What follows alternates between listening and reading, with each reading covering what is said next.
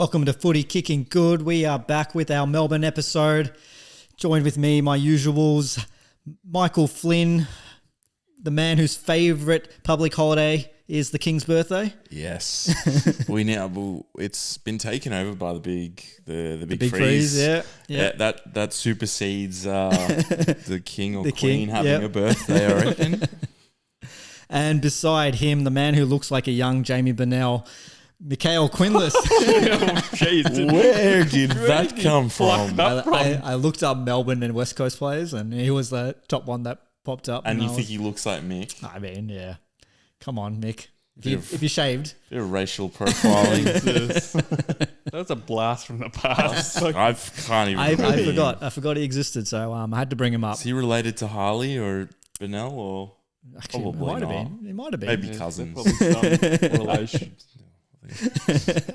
Anyway, let's move on. Let's run through the ins and outs. If Flynn can actually get it up. Oh, that's what she said. All right, big in. So we got Tom Campbell's coming in for some ruck support for That's Big Max Gorn. That's unbelievable. These big 200+ centimeter guys get the longest careers. Yeah. I mean, they get shipped around as long as you can keep going. Yeah. Harvey Langford, Xavier Lindsay, two incredible draft picks that they picked up. We will talk about them later on, and probably Harry Sharp's probably the really. I forgot they even got him. Yeah. That's kind of gotten lost in the wash a bit. Yeah, incredible runner. Yeah. You know, he's probably going to potentially, hopefully, lock something down the wing. Mick, can you tell us something about Ricky Mentha Jr.? Category B rookie. Yeah, he can read. That's a cracking name. I don't know who he is. Obviously, he's the son of Ricky Mentha Sr. But yeah, no, obviously the two big draft picks there, Langford and Lindsay, they bang bang. Like I would have been rapt to get either of those. They got both. Yeah. Winning for Melbourne, I reckon. Yep, definitely. And we'll look at the outs. Angus Brayshaw, we all know about. Sad story there. That's a big out. Big out. Yep. Ben Brown is the other one. But maybe not as... Brayshaw didn't play any of last year, though. He was done after. He was done after the finals. Yeah, 2023 finals. Ben Brown, look, not a massive out in terms of the context of the team, but premiership player with the club. So he had one good season. Yeah. Lockie Hunter has retired. Alex Neil-Bullen traded over to Adelaide. Josh Shackey delisted. Joel Smith delisted. Adam Tomlinson delisted. And they're cutting some of the fat, aren't they? I always liked Tomlinson as having some depth there. I thought he actually played really well. To be honest, like if you know any D supporters, they'll tell you like he's a pretty big whipping boy. Oh, is he? You know, like he's a bit of a... I think he was all right until he did his ACL, I think, and then he hasn't really come back after that. I just realised we don't have our Melbourne scarf on display. Oh, we don't. I mean, you can grab it. I'm going to grab it. Yeah. Because we got to represent we got to represent the team. No, that's fair. Well, we'll move. While Flynny's grabbing the scarf, we'll move on to our first... We'll set it up behind... No, quick fact. Just wear it. Just wear it. I'll wear it. Just a quick fact. The Melbourne. No, the thing is, people are going to take screenshots of me wearing it. The Melbourne. It's too late now. The Melbourne theme song is the only song in the AFL that doesn't mention the name Melbourne in it. Oh, really? That's a thing. Okay. Can't remember. I'm already sick of wearing this. We'll just have it sitting. Oh, it's too late. People have already taken screenshots of me wearing it. It's done. All right, let's move on. So, first topic, guys. Look, the big names, the big kind of talking points last year were Petrarca and Oliver. They're back at the club now. Yeah. They both look like in good form. I know Petrarca had a little incident, but I think he's going to bounce back pretty well for that side. So, them coming back to the side, being in full form, does that propel Melbourne up the ladder? Does that basically make them a contender again? Because they were basically a top 4 side before last year. Yeah, 100%. If they could reach that, well, which year did they win the grand final? 2021. If they could reach those heights, no reason why they can't be a top 4 team. Yeah, look, when you say contender, I don't think they're going to win the flag. Yeah. I find that really hard to see. But, man, the thing is, we know how good Petrarca is always. Like, he's just supreme. But when Oliver's firing, like, he's so good. So I think if they can get those two guys going as well as Pickett at the same time, that'll be like a heck of a... Because I feel like Pickett's almost like a Rankin, like he can play midfield minutes, be like a burst player. Yeah. Because they obviously finished, low on the ladder, but like you look at the amount of wins they had. Amount of wins. Yeah. Yeah. I mean, they weren't far off the 8, and if you think they could be possibly better. Yeah. I mean, I also just had some stats I had written down. So they lost 6 games last year by 12 or under. Yeah. So, I mean, you put those two back in the side, prime forms, like it could be a completely different story. And then they lost to teams like West Coast, which you'd never think that would happen as well. I don't know how you could lose to a team like that. Exactly right. I think at times last year, am I right in saying that May missed some games or Lever? Like, I feel like their defense wasn't. Yeah, it wasn't there. It was Lever that was injured. Yeah. Well, that's the other big question in terms of can this team compete? Have the primes kind of passed for Lever and May now? Nah. No, you think they're still... I think that type of guy, they can generally play, like you see what McGovern's doing. Yeah. Like they can generally play into their 30s. Okay. Yeah. Yeah. So they finished 14th last year, 11 wins, 12 losses. As a team, I have a feeling, I've checked this before. Yeah. I don't think a team's ever won 11 games and finished 14th. Yeah, it's crazy. Because Essendon played finals one year with 11 wins or 10 wins. Yeah, it doesn't I'm pretty surprise me. sure Essendon made the finals the year that they lost to the Bulldogs. It was a COVID year. Yeah. I think they only had 10 wins. Yeah, because 11's basically about half. And if you get half, you make the 8. Yeah. But it's turned into like you kind of need 13 now. That's how even the season is though. Yeah. It's a good thing and a bad thing, depending on where your club is and how desperately you need to play finals. Yeah. But yeah, I mean, look, I also want to take in consideration they've got a good draw. They've got a really good draw. They've got some lower end teams they're going to face. And if they're the Melbourne of old, they normally don't lose those. Yeah. Yeah. They're lucky to be in that bottom 6 bracket. Yeah. Where you get, they're playing some average teams twice. It doesn't always pan out that way with the draw, unfortunately. Yeah. But they're in a good position where it has panned out for them. Yeah. Like I think like a team like North apparently has like a worse draw than Sydney or something like that, which is crazy. It's nuts. It's all, we could rant about the draw. Yeah, that's true. Let's move on to my second point. I said we're going to mention these guys, Xavier Lindsay, Harvey Langford. It's very reminiscent, Mick, of, I feel like I brought it up a couple of times now, the West Coast Eagles where they, fell to bottom on the ladder, picked up Andrew Gaff, and then went to play the prelim the next year. So for them to have that bad year last year and to pick up these 2 gems, Xavier Lindsay was easily the best kick in the draft. And I will rave about elite kicks in football sides. I think that's going to be massive for him. And Harvey Langford, from all reports, is just absolutely killing it. Like he could have been pick 1, Langford.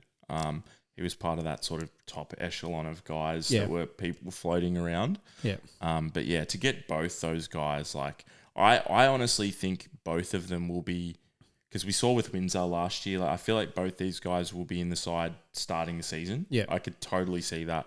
Because we saw before, like some of the delistings, Lockie Hunter, these types, it's like there's spots up for grabs. Yeah. Obviously, you're not going to be expecting them to get full midfield minutes over guys like Petrarca and Oliver and Viney, but I could see Langford and Lindsay, starting on like a half forward flank or one on the half back flank and just doing a bit of it like an apprenticeship. This year. But yeah, they look the goods, don't they? Yeah, definitely. And the other thing is, I know there's been a lot of talk about Oliver and Petrarca, a bit of off-season stuff where they potentially want to trade, sort of move clubs, and who knows what's going to happen in the future. Regardless, these boys get to spend a year with these guys, at the very least, to learn and develop. So at the end of this year, who do you think would be more likely to leave if one of them was going to leave, Oliver or Petrarca? I'd go Oliver. Yeah, I feel like he really tried to force a move. Yeah. But then again, I feel like Geelong will now be moving on a guy like Rao. So it's Geelong, I feel like the ship might have sailed on Oliver. How are they able to offer like? Hey, this is Melbourne's episode. Oh, you brought up Geelong. So. Nah, you're right. There's going to be a lot of suitors, I think, for him. Yeah. Look, I think I think it's almost really important for them to play finals again, because I feel like that's almost the way to kind of convince these guys to stay. And I think they've got the talent there. We've also seen a history recently of good teams missing the finals for a year and then coming back like nothing happened. Yeah. Like Geelong last year. So I feel like they could be there and abouts again. Yeah. But a lot of things would have to go right. You know, Oliver, I'd have to see. I'm really keen to see Oliver play, even just in a practice match. Yeah. All the training footage shows that he looks like he's, He looks fit. I've seen videos firing. of him doing PT. He looks ripped. But they also have to make sure that Gawn stays fit, because if he goes down, he's a big one. I mean, I reckon there's stuff. He's the one I kind of, I think he had a niggle last year, but I think he's the one I always kind of expect, like, surely his body's got to break down at some point. But part of what annoyed me last year was like, they persisted in playing him when they mathematically couldn't make finals. Yeah. And I was like, what's the point? Like, you might as well just like play for next year. It also seems like he's that kind of captain, that kind of player. You know, he doesn't want to leave his boys out there. How old is Gawn? I think he's around the 30s. 31. Because he spent a lot of time playing second. Actually, I think he might even be 32 or 33. Yeah, he played a lot of time before he became the starting. Yeah, he did 2 knees early on. Yeah. Did a long apprenticeship, and he's come a long way as well. Perfect segue into the third point. The third point, which I feel like this question should be targeted at the man next to me. Yeah. It is Max Gawn. Will he go down as the greatest ruck ever? And is he still the best ruck in the comp? Right now, he's the best ruck in the comp. You think so? This year. Tristan Xerri had an amazing year last year. Gawn's still better. On his day, Gawn can do... Like, do you remember that prelim final he played against the Cats? He kicked 4 or 5 goals. 5. Yeah. Like, he can do... Like, Xerri's good around the ball and stuff, but Gawn is just, like, different level. I reckon Gawn's more athletic as well. But that's not the part I wanted to question you on. So now, what do you want to know? Is he the greatest ruck of the... Let's say of the modern era? Okay. So you're saying between... Of all the rucks you've witnessed? All the rucks I've witnessed, I'd still put Dean Cox. What, you asked me for this one? No, I knew. So in my opinion, obviously it's between those two. Yeah. Would Sandilands be up there as well? Or? He'd be a close third, I think. Yeah. He obviously a good career, but if Cox and Gawn for me are the two clear. I should have goats. if I knew I'd have done some research or whatever. But I've always felt like Cox kicks goals. I think he kicks more goals. So does Gawn though. But Gawn is a better ruck in tap ruckman, definitely. Cox is better around the ground. Was more of like an extra midfielder. Yeah. Gawn to me, so I think Gawn's marking is just it's crazy. Yeah. Cox was next level with his marking as well. There was this game against North at where do they play? Where's North home? Yeah, I think he took like 15 marks that day or something like that. Like he was gone. But the contested marking from Gawn. Yeah, I think right now I think they're super similar in terms of like I think Gawn might be tied on All Australians or Gawn might have one more. Yeah. And it's like individual. They both got a premiership. Yeah. So it's like it's very close. Yeah. My perspective is Gawn is just ahead. I'm a big Gawn fan. Kind of I think it's just Gawn captain, premiership captain, all that kind of stuff. A little bit more inspirational, whereas not that Dean Cox wasn't, but he had Juddy and Cousins, My memories of Cox were... It's so funny because like back then, rucks were like such plotters. Like they were just like terrible. Yeah. Cox would like run around the back and get like a handball receive as a ruckman. Like you never see that ever again. Cox was really good in his non-preferred as well. Yeah. Like skill-wise, Cox by... Yeah. I think like if you never saw him played and looked at like, the games and all that kind of stuff, I feel like Cox would probably beat Gawn statistically in a lot of fields. Yeah. But if you watched him play, I feel like Gawn just nudges. Yeah. Just for me. Sorry, Mick. So Cox it is. All right, moving on. So individual accolades. So we got Brownlow. I'll go first because I think I mentioned this in my first episode. I got Petrarca and Oliver as smokies for the Brownlow. Yeah. They poll well. They've got the easy draw I mentioned, so they can get some big votes. They've both screwed each other out of Brownlows. Yeah, and I think they could do it again. They've both ended Brownlows with like 30-ish votes, but like close to that. What was the last like big, like really great Brownlow story for you? Because I feel like if like a Clayton Oliver or Petrarca with, the last year taking into account, if they were to come out and win a Brownlow, I feel like that'd be such a great story. Mick's going to say Pritis. I know. Oh, great Brownlow story. I don't know. There's always there's always ones that pop up. That Adam Cooney, yeah, Coons, and I think even Ollie Wines was a slight shock. Maybe not in hindsight, but yeah, no, I agree with you. I think both. It'd probably be helpful for one if the other one wasn't playing. I think if Petrarca was to play a full season without Oliver, I think he would walk the Brownlow in. Okay. Like he's that dominant. Yeah, in that I side. agree. And he stands out. Just everything he does. Similar to Cripps, he's just like class. So clean. Yeah. Yeah. Coleman, probably not. I don't think that Bailey Fritsch is probably your best option.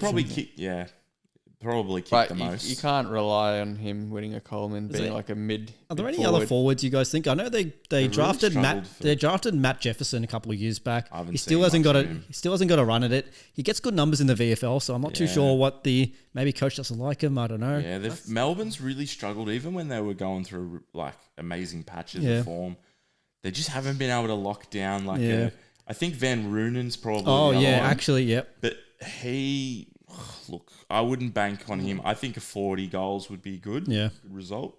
The thing with Melbourne, like they've had an awesome midfield, an awesome back line. It's just that last piece up forward. That's the thing is like some teams, you get lucky in that regard, but like it's the way that the salary cap and the draft and everything's set up. It's hard to have everything, even across the board. Like Geelong have a great forward and back, probably poor midfield. Like you can't have everything. You can't have everything. Yeah, exactly.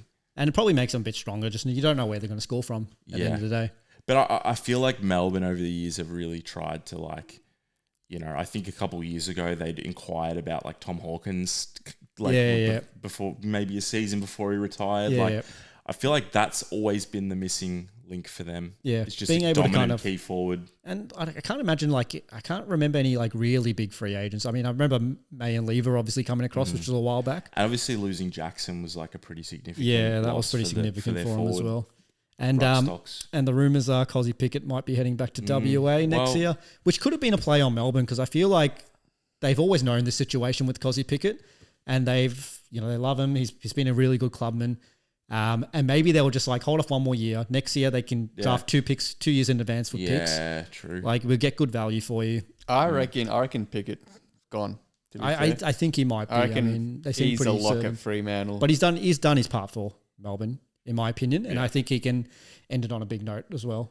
Have a really good year. I think he's suspended a couple of games heading in. If I'm not mistaken. He did that last year as well. Yeah. So he's happy knacker. He's always got that Byron Pickett tendency or just go bang. There are a lot of similarities with him and Byron. Yeah, just the hip and shoulder.